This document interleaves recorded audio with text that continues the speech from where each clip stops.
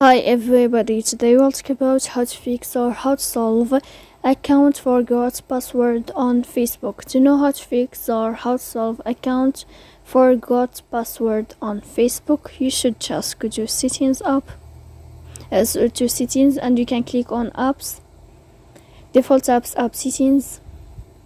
Here in this list you will enter or you will search about the application of Facebook.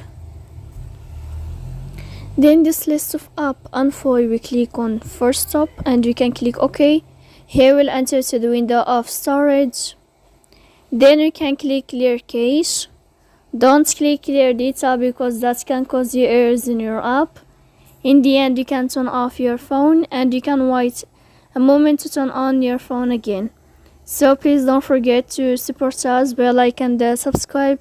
See you next time in another video, and thank you for watching.